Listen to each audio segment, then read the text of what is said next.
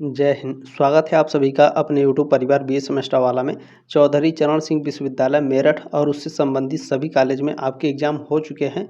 BA 6 semester में political science के paper 2 का पेपर का नाम था इंटरनेशनल रिलेशंस एंड पॉलिटिक्स। ठीक है, इसका हम लोग आज आंसर की देखने वाले हैं। आपके 75 प्रश्न पूछे गए थे, 75 में से कितने सही हुए हैं कमेंट करके जरूर बताइएगा।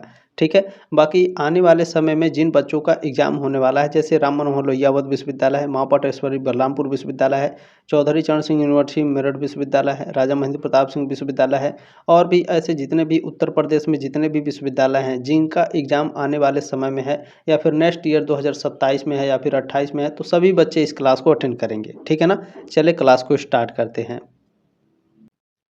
क्लास स्टार्ट करने से पहले मैं बता दूं, देखें ये जो आपका क्वेश्चन पेपर है ना, चौधरी चरण सिंह यूनिवर्सिटी मेरठ विश्वविद्यालय का 15/5/2026 को एग्जाम हुआ है।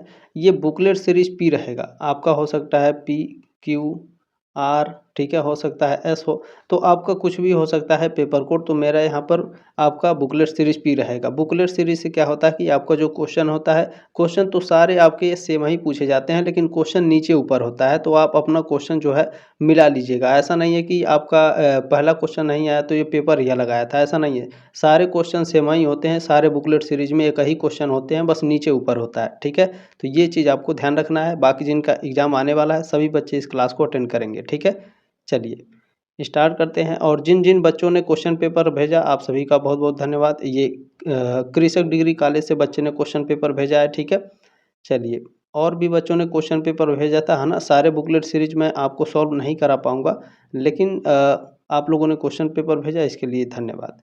चलिए, पहला क्वेश्चन इसमें पूछा गया है कि मंडल सिद्धांत में बीजुगिसु का तात्पर्य है। जो मंडल सिद्धांत दिया था चाणक्य ने, इसमें बीजुगिसु का तात्पर्य क्या है? तो इसमें बीजुगिसु का तात्पर्य होता है विजय की अभिलाषा रखने वाला राज्य। सी ऑप्शन राइट है क्वेश्चन नंबर पहले का। ठीक है, पहले का सी हो जाएगा। चलिए, दूसरा क्वेश्चन आपका इसमें पूछा गया था कि वर्तमान में संयुक्त राष्ट्र के महासचिव कौन है? प्रेजेंट टाइम में संयुक्त राष्ट्र के जो महासचिव हैं वो हैं एंटोनियो गुटेरेस। ठीक है, ये ऑप्शन राइट है क्वेश्चन नंबर दूसरे का। चलिए, प्रश्न नंबर 3 आपका इसमें पूछा गया है, निम्नलिखित में से कौन सा निर्णय परक सिद्धांत का समर्थक नहीं है? क्या कह रहा है? निर्णय परक सिद्धांत, है ना। निर्णय परक सिद्धांत यानी डिसीजन मेकिंग। डिसीजन मेकिंग का समर्थक कौन नहीं है? निर्णय परक सिद्धांत का समर्थक कौन नहीं है? तो इसमें देखें, रिचर्ड सी स्नाइडर, एच.डब्ल्यू. ब्रूक और बर्टन सापिन, ये तीनों क्या हैं? निर्णय परक सिद्धांत के समर्थक हैं। आपके थॉमसन सेलिन समर्थक नहीं थे, है ना। डी ऑप्शन राइट है क्वेश्चन नंबर तीसरे का। चलिए, क्वेश्चन नंबर 4 आपसे पूछा गया है, पॉलिटिक्स अमंग नेशंस किसकी रचना है? पॉलिटिक्स अमंग नेशंस बहुत ही फेमस बुक है, और इस बुक को लिखा है H.J. मर्गेनथाउ, यानी हंस मर्गेनथाउ ने लिखा है। बी ऑप्शन राइट है क्वेश्चन नंबर 4 का। और बहुत ही बच्चों का देखिए क्वेश्चन पेपर है ना, तो क्वेश्चन पेपर में जाहिर सी बात है आपके डाउट रहेंगे। किसी भी क्वेश्चन में कोई डाउट हो या फिर लगे आपको गलत है, तो इस नंबर पर आप अपना डाउट क्लियर कर सकते हैं। क्वेश्चन पेपर का जो स्क्रीनशॉट है क्वेश्चन का, वो लेकर के आपको यहाँ पर व्हाट्सएप पर सेंड कर देना है। बाकी आपके विश्वविद्यालय में जितने भी एग्जाम हुए हैं 7607574584, आप अपने सारे सब्जेक्ट के जो आंसर की हैं वो प्राप्त कर सकते हैं, या फिर अपना जो क्वेश्चन पेपर है सेंड कर दीजिएगा, ताकि नेक्स्ट ईयर बच्चों को हेल्प हो सके। बिल्कुल फ्री में पढ़ाया जाता है बीए सेमेस्टर वाला चैनल पर। ठीक है, चले, क्वेश्चन नंबर 5 है कि एक सबके लिए तथा सब एक के लिए सिद्धांत किससे संबंधित है? तो ये जो सिद्धांत है सामूहिक सुरक्षा के लिए है। ये ऑप्शन आपका राइट है। क्वेश्चन नंबर 6 आपसे पूछा गया था कि निम्नलिखित में से कौन एक राष्ट्रीय शक्ति का तत्व नहीं है? राष्ट्रीय शक्ति के तत्व कौन से होते हैं? आपका जो जियोग्राफिकल है, भूगोल है, वो होता है। प्राकृतिक संसाधन आपके होते हैं। आपकी जो टेक्नोलॉजी है, जो तकनीकी है, ये सभी राष्ट्रीय शक्ति होते हैं, राष्ट्रीय शक्ति के तत्व होते हैं। प्राचीन साहित्य आपका नहीं होता है, ठीक है ना। एंशियंट लिटरेचर आपका नहीं होता है। बी ऑप्शन आपका राइट है। चलिए, क्वेश्चन नंबर 7 आपसे पूछा गया था कि अंतर्राष्ट्रीय न्यायालय स्थित है। अंतर्राष्ट्रीय न्यायालय आपका द हेग में स्थित है। ये ऑप्शन राइट है क्वेश्चन नंबर 7 का। चलिए, क्वेश्चन नंबर 8 इसमें देखेंगे, पूछा गया है कि निम्नलिखित में से एक पंचशील का सिद्धांत नहीं है। पंचशील का सिद्धांत इनमें से कौन सा नहीं है? देखिए, अनाक्रमक यानी एक दूसरे पर आक्रमण नहीं करना है, अहस्तक्षेप की नीति है, शांतिपूर्ण सहअस्तित्व, ये तीनों पंचशील के सिद्धांत हैं। शक्ति के लिए संघर्ष नहीं है। तो डी ऑप्शन राइट है क्वेश्चन नंबर 8 का। ठीक है, चलिए क्वेश्चन नंबर 9 आपसे क्या पूछा गया था, इसमें पूछा था कि भारत ने प्रथम परमाणु परीक्षण कब किया। भारत ने प्रथम परमाणु परीक्षण 1974 में किया था, पोखरण के राजस्थान में। 9वें का ऑप्शन नंबर बी करेक्ट हो जाएगा आपका। ठीक है, क्वेश्चन नंबर 10 है, देखिए आंसर की है तो ज़्यादातर इसमें मैं आपको डीपली नहीं समझाते चलूँगा, है ना। चलिए क्वेश्चन नंबर 10 क्या है, बाकी जिनका एग्जाम है वो बच्चे ध्यान से देखेंगे। क्वेश्चन नंबर 10 है कि शक्ति के लिए एकजुटता प्रस्ताव को कब अपनाया गया था। शक्ति के लिए एकजुटता, है ना, यहाँ पर इंग्लिश में भी देख लेंगे। अच्छा, शक्ति के लिए जो एकजुटता है इस प्रस्ताव को अपनाया गया था 1950 में। ये ऑप्शन राइट है क्वेश्चन नंबर 10 का। चलिए नेक्स्ट क्वेश्चन देख लेंगे। प्रश्न नंबर 11 आपसे पूछा गया कि निम्नलिखित में से कौन ब्रिक्स का सदस्य नहीं है। ब्रिक्स का सदस्य देखिए, बी से क्या हो गया आपका ब्राज़ील, आर से क्या हो गया रसिया यानी रूस, आई से क्या हो गया इंडिया, सी से चाइना और एस से साउथ अफ्रीका, है ना। ये ब्राज़ील के सॉरी ये आपके ब्रिक्स के सदस्य हैं। इनमें से कौन सा नहीं है, तो इसमें से देखिए ब्राज़ील हो गया, रसिया हो गया, भारत हो गया, कोलंबिया आपका नहीं है, तो डी ऑप्शन राइट है क्वेश्चन नंबर 11 का। चलिए अगला क्वेश्चन देखिए।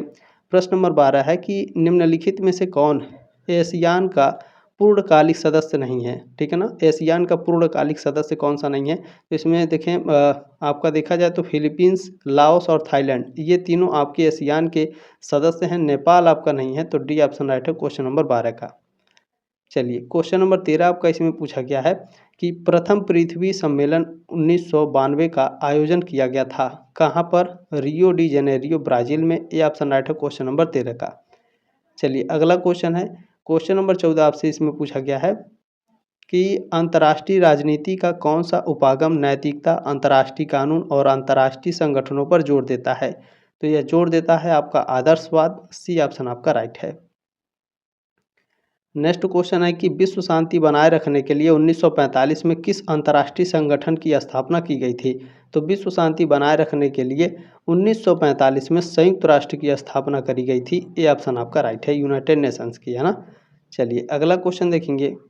प्रश्न नंबर 16 इसमें पूछा गया है राज्यों के प्रतिनिधियों के मध्य यानी राज्यों के प्रतिनिधियों के बीच में बातचीत तथा समझौते के उपयोग को कहा जाता है। क्या कहा जाता है, तो यह कहा जाता है राजनय। ठीक है ना, डिप्लोमेसी, सी ऑप्शन राइट है क्वेश्चन नंबर 16 का। चले नेक्स्ट क्वेश्चन 17 नंबर आपसे इसमें पूछा गया है किसी राष्ट्र के हथियारों तथा सैन्य बलों में कमी अथवा उन्मूलन को कहा जाता है। तो इसे निशस्त्रीकरण कहा जाता है। डी ऑप्शन राइट है क्वेश्चन नंबर 17 का। चलिए 18 नंबर क्वेश्चन आपका इसमें पूछा गया था। देखिए पूछा गया था कि लुक ईस्ट पॉलिसी, बहुत ही इंपॉर्टेंट क्वेश्चन रहेगा। ठीक है ना, लुक ईस्ट पॉलिसी यानी पूरब की ओर देखो नीति भारतीय विदेश नीति के किस चरण की विशेषता है। तो यह शीत युद्धोत्तर युग की विशेषता है यानी पोस्ट कोल्ड वार ईरा की। ठीक है, ये ऑप्शन राइट है क्वेश्चन नंबर 18 का। चलिए अगला क्वेश्चन, इसको लेकर के मैंने कई सारे क्वेश्चन पेपर आपके सॉल्व कराए हैं, तो उसमें सारे मैंने आपके डिस्कस किए हैं। जिनका एग्जाम है जरूर देख लीजिएगा, है ना। चलिए क्वेश्चन नंबर 19 की निम्नलिखित में से किसे राष्ट्रीय शक्ति का एक मूर्त तथा भौतिक तत्व माना जाता है। राष्ट्रीय शक्ति का मूर्त तथा भौतिक तत्व किसे माना जाता है, भूगोल तथा प्राकृतिक संसाधन को, है ना। ऑप्शन नंबर सी करेक्ट है क्वेश्चन नंबर 19 का। मूर्त या फिर भौतिक तत्व किसे माना जाता है, भूगोल या प्राकृतिक संसाधन। चलिए प्रश्न नंबर 20 आपसे पूछा गया है संयुक्त राष्ट्र के किस अंग की प्राथमिक जिम्मेदारी अंतर्राष्ट्रीय शांति और सुरक्षा बनाए रखना है। तो यह सुरक्षा परिषद का है। ये ऑप्शन आपका राइट है क्वेश्चन नंबर 20 का।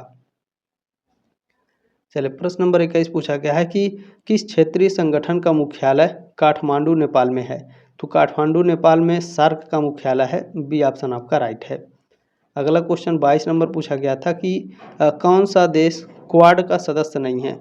क्वाड का सदस्य कौन सा नहीं है, तो देखिए भारत, जापान और ऑस्ट्रेलिया ये तीनों क्वाड के सदस्य हैं। चाइना आपका नहीं है। ये ऑप्शन राइट है क्वेश्चन नंबर 22 का। चलिए अगला क्वेश्चन देखेंगे। 23 नंबर क्वेश्चन पूछा गया कि वैश्वीकरण ने गैर राज्य अभिकर्ताओं को जन्म दिया है। निम्नलिखित में से कौन इसका उदाहरण है। तो इसका उदाहरण है बहुराष्ट्रीय निगम। बी ऑप्शन राइट है क्वेश्चन नंबर 23 का। ठीक है ना। चलिए क्वेश्चन नंबर 24 आपसे इसमें पूछा गया है, एक सेकंड। चले पूछा गया कि मानव अधिकार, ठीक है ना, मानव अधिकारों की सार्वभौमिक घोषणा को कब अपनाया गया। तो इसे अपनाया गया था 1948 में। बिल्कुल करेक्ट आंसर है 24 का डी ऑप्शन आपका राइट है। क्वेश्चन नंबर 25 आपसे पूछा गया है, देखें कैदी की दुविधा संबंधित है, कैदी की दुविधा खेल सिद्धांत से संबंधित है, गेम थ्योरी से। बी ऑप्शन राइट है क्वेश्चन नंबर 25 का। अगला क्वेश्चन 26 नंबर आपसे पूछा गया है, निम्नलिखित में से कौन सी वैश्वीकरण की मुख्य विशेषता है। वैश्वीकरण की मुख्य विशेषता है वस्तुओं, लोगों और विचारों का बढ़ता प्रवाह। सी ऑप्शन राइट है क्वेश्चन नंबर 26 का। चलिए प्रश्न नंबर 27 आपसे क्या पूछा गया है, नव यथार्थवाद संरचनावाद यथार्थवाद का प्रतिपादन किसके द्वारा किया गया। तो केनेथ वाल्टज के द्वारा। बी ऑप्शन राइट है क्वेश्चन नंबर 27 का। चलिए प्रश्न नंबर 28 आपसे पूछा गया है कि यथार्थवाद के अनुसार अंतर्राष्ट्रीय व्यवस्था की प्रकृति है। यथार्थवाद के अनुसार जो अंतर्राष्ट्रीय व्यवस्था की जो प्रकृति है ना, वो आपकी अराजक है। ठीक है, बी ऑप्शन राइट है क्वेश्चन नंबर 28 का। चलिए 29 नंबर प्रश्न इसमें पूछा गया है, निर्णय परक सिद्धांत केंद्रित है। निर्णय परक सिद्धांत यानी डिसीजन मेकिंग जो थियरी है ना, ये केंद्रित है किस पर केंद्रित है, निर्णय लेने वालों के व्यवहार पर केंद्रित है। बी ऑप्शन आपका राइट है बिल्कुल। अगला क्वेश्चन देख लेंगे 30 नंबर पूछा गया है, मार्टिन कपलान ने कितने प्रकार की व्यवस्थाओं का सुझाव दिया। तो 6 प्रकार की इन्होंने सुझाव दिया था, है ना। डी ऑप्शन राइट है क्वेश्चन नंबर 30 का। चलिए अगला क्वेश्चन देखेंगे, प्रश्न नंबर 31 आपका इसमें पूछा गया है कि अंतर्राष्ट्रीय राजनीति शब्द मुख्य रूप से किससे संबंधित है। अंतर्राष्ट्रीय राजनीति शब्द ये आपका संबंधित है राष्ट्र के बीच में शक्ति संघर्ष। बी ऑप्शन आपका राइट है, यानी राष्ट्रों के मध्य शक्ति संघर्ष।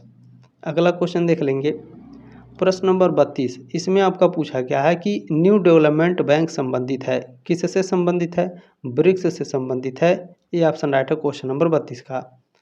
चलिए अगला क्वेश्चन प्रश्न नंबर 33 आपका पूछा गया है, इनमें से किस क्षेत्रीय निगम की अपनी संसद है। ठीक है ना, क्षेत्रीय निगम की अपनी संसद है यूरोपीय संघ की। ये ऑप्शन आपका राइट है, यानी यूरोपीय यूनियन की। चलिए अगला क्वेश्चन है, देखें राजनयिक छूट का अर्थ है ना, डिप्लोमेसी इम्यूनिटी।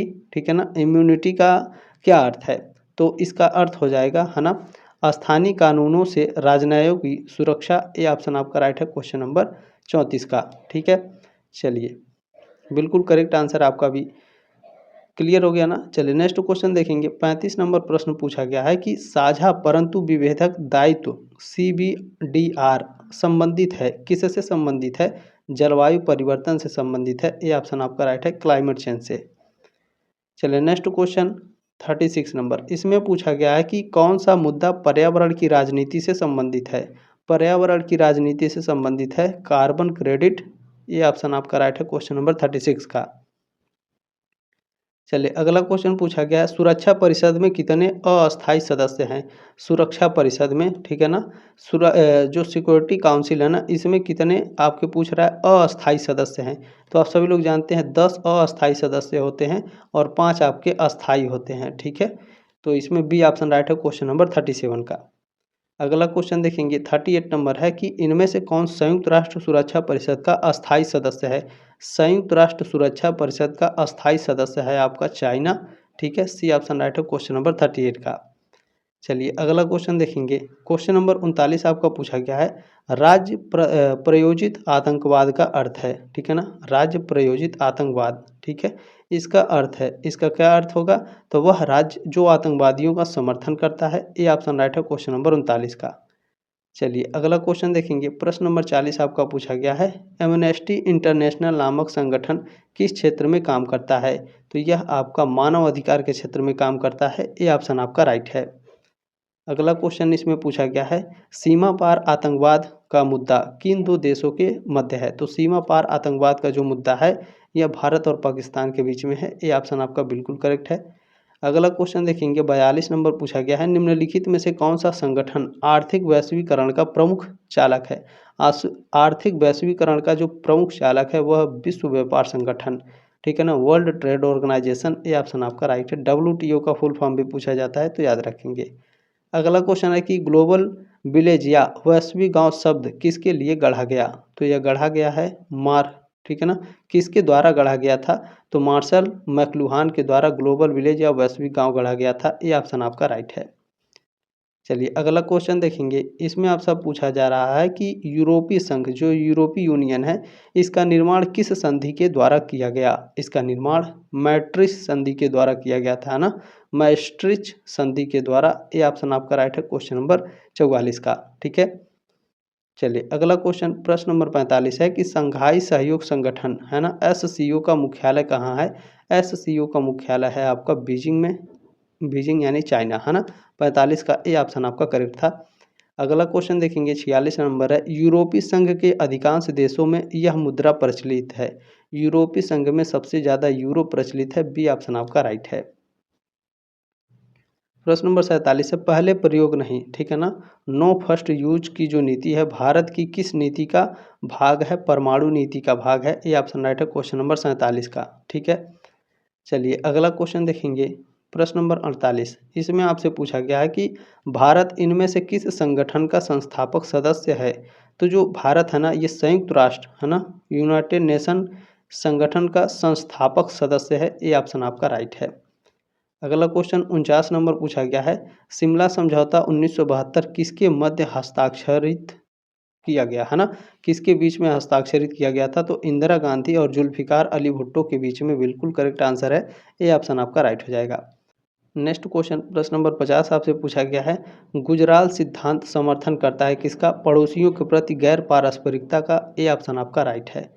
अगला क्वेश्चन देखेंगे प्रश्न नंबर 51 है कि गुट निरपेक्षता का अर्थ है? इसका अर्थ है सैन्य गुटों से स्वतंत्र रहना, डी ऑप्शन राइट है क्वेश्चन नंबर 51 का। अगला क्वेश्चन देखेंगे, इस क्वेश्चन में एरर है ना। क्वेश्चन क्या है, परमाणु अप्रसार संधि एनपीटी किस वर्ष से लागू हुई थी? तो ये लागू हुई थी 1970 में है ना। कब लागू हुई थी? ये लागू हुई थी 1970 में। आपके ऑप्शन में नहीं है, सबसे नज़दीक आपका 70 के बाद 75 आएगा, तो इसमें सी ऑप्शन आपका मेरे हिसाब से करेक्ट होना चाहिए। सी ऑप्शन करेक्ट ही नहीं, क्योंकि ये क्वेश्चन ही गलत है, क्वेश्चन में एरर है। परमाणु अप्रसार संधि पर हस्ताक्षर हुए थे 1968 में और लागू किया गया था 1970 में। ठीक है, तो इस क्वेश्चन में एरर है, इसको छोड़ देते हैं। अगला क्वेश्चन देखेंगे। बाकी इसमें अगर यूनिवर्सिटी सी ऑप्शन राइट मानता है तो जो सी ऑप्शन लगाए होंगे बच्चे उनको नंबर मिल जाएगा। ठीक है, प्रश्न नंबर 53 क्या है, अंतर्राष्ट्रीय संबंधों में अराजकता का क्या अर्थ है? अराजकता का अर्थ क्या होगा? तो इसका अर्थ है विश्व सरकार की अनुपस्थिति। ठीक है, बी ऑप्शन राइट है क्वेश्चन नंबर 53 का। क्लियर हो गया। नेक्स्ट क्वेश्चन प्रश्न नंबर 54 आपसे पूछा गया है, कौन सी विचारधारा लोकतांत्रिक शांति सिद्धांत पर जोर देती है ना। लोकतांत्रिक शांति सिद्धांत पर जोर देती है उदारवादी विचारधारा। ठीक है, ये ऑप्शन राइट है क्वेश्चन नंबर 54 का। चलिए क्लियर हो गया। क्वेश्चन नंबर 55 आपसे पूछा गया है, व्यवस्था सिद्धांत के अंतर्गत किसने इकाई वीटो व्यवस्था का प्रयोग किया? इकाई वीटो व्यवस्था का प्रयोग किया था मार्टिन कपलान ने, ये ऑप्शन राइट है 55 का। नेक्स्ट क्वेश्चन देख लेंगे। प्रश्न नंबर 56 आपसे पूछा गया है कि कौटिल्य का सप्तांग सिद्धांत राज्य के कितने तत्वों की बात करता है? सप्तांग सिद्धांत में 7 राज्यों की बात करता है या फिर 7 तत्वों की बात करता है, डी ऑप्शन राइट है क्वेश्चन नंबर 56 का। चलिए क्वेश्चन नंबर 57 आपसे पूछा है कि राष्ट्रीय हित है ना, नेशनल इंटरेस्ट किसके पीछे का प्राथमिक उद्देश्य है? तो यह विदेश नीति का, फॉरेन पॉलिसी का, ये ऑप्शन आपका राइट है। अगला क्वेश्चन प्रश्न नंबर 58 आपसे पूछा गया है, अंतर्राष्ट्रीय परमाणु ऊर्जा एजेंसी IAEA, ठीक है, इसका मुख्यालय कहाँ पर है? इसका मुख्यालय है वियना, ये ऑप्शन राइट है क्वेश्चन नंबर 58 का। नेक्स्ट क्वेश्चन देख लेंगे। प्रश्न नंबर 59 आपसे पूछा था कि बांगडुंग सम्मेलन 1955 किसका पूर्ववर्ती है? तो यह आपका गुट निरपेक्ष आंदोलन का पूर्ववर्ती है, ये ऑप्शन आपका राइट है। ठीक है ना। चलिए अगला क्वेश्चन प्रश्न नंबर 60, इसमें पूछा गया है कि वाशिंगटन क्या करा, वाशिंगटन सम्मति किससे संबंधित है? वाशिंगटन सम्मति आपका संबंधित हो जाएगा नव उदारवादी आर्थिक नीति से, डी ऑप्शन आपका राइट है। चलिए अगला प्रश्न आपसे पूछा गया था कि स्टॉकहोम सम्मेलन 1972 किस विषय पर पहली बार मुख्य रूप से आयोजित किया गया था? तो यह आयोजित किया गया था पर्यावरण पर। ठीक है, ये ऑप्शन आपका राइट है। चलिए अगला क्वेश्चन आपका इसमें पूछा गया है, इनमें से कौन सा क्षेत्रीय समूह वीज़ा मुक्त यात्रा के लिए शेंजेन वीज़ा का उपयोग करता है ना। शेंजेन वीज़ा का उपयोग कौन करता है? यूरोपीय संघ, डी ऑप्शन आपका राइट है 62 का। चलिए अगला क्वेश्चन पूछा गया है कि ग्रीन हाउस प्रभाव से होता है, ग्रीन हाउस प्रभाव से वैश्विक तापन होता है। ठीक है, ग्लोबल वार्मिंग, ये ऑप्शन आपका राइट है। क्वेश्चन नंबर 64 पूछा गया था कि कार्बन क्रेडिट एक कार्य प्रणाली है। किसका कार्य प्रणाली है? तो ग्रीन हाउस गैसों के उत्सर्जन में कमी करने का। सी ऑप्शन राइट है क्वेश्चन नंबर 64 का, है ना। चलिए अगला क्वेश्चन देखें। इसमें पूछा गया है मॉन्ट्रियल प्रोटोकॉल 1987 था, क्या था? तो यह ओजोन परत की सुरक्षा के लिए था मॉन्ट्रियल प्रोटोकॉल, ठीक है। डी ऑप्शन आपका राइट है।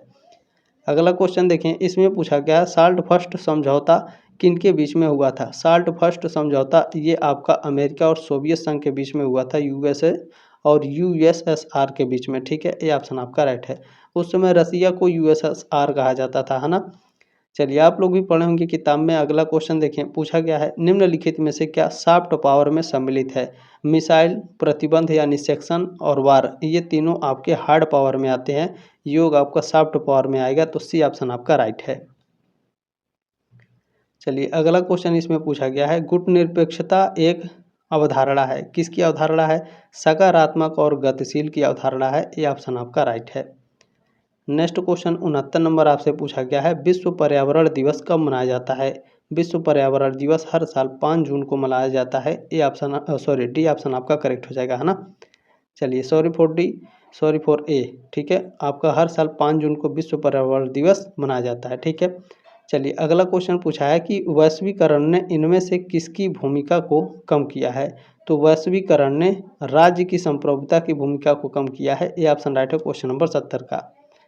प्रश्न नंबर 71 आपसे पूछा है कि ग्रीन पॉलिसी संबंधित है। ग्रीन पॉलिसी किससे संबंधित है? पर्यावरण से। सी ऑप्शन राइट है क्वेश्चन नंबर 71 का।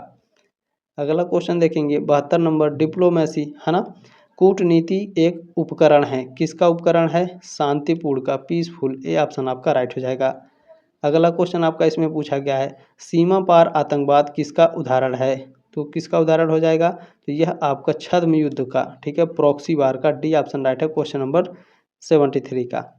अगला क्वेश्चन देखेंगे 74 नंबर प्रश्न है कि यथार्थवादियों के अनुसार राष्ट्रीय हित अस्थाई है, परमानेंट है। ये ऑप्शन आपका राइट है। अगला क्वेश्चन आपके 75 में से कितने सही हुए हैं कमेंट करके जरूर बताइएगा, है ना। और जिनका एग्जाम है बच्चे, आप सभी लोग इस क्लास को अटेंड किए, आपका बहुत बहुत धन्यवाद। इसमें से देखिएगा आपके एग्जाम में बहुत सारे क्वेश्चन आएंगे, है ना, क्योंकि क्वेश्चन पेपर से आपके एग्जाम में आते ही आते क्वेश्चन है। चलिए ये आपका लास्ट क्वेश्चन था, है ना। इसमें आपका पूछा गया था कि सतत विकास लक्ष्य के अंतर्गत कितने लक्ष्य निर्धारित किए गए हैं? 17 लक्ष्य निर्धारित किए गए हैं। सी ऑप्शन राइट है क्वेश्चन नंबर 75 का, ठीक है। चलिए जल्दी मिलेंगे आपके नेक्स्ट क्लास में, तब तक के लिए जय हिंद, वंदे मातरम।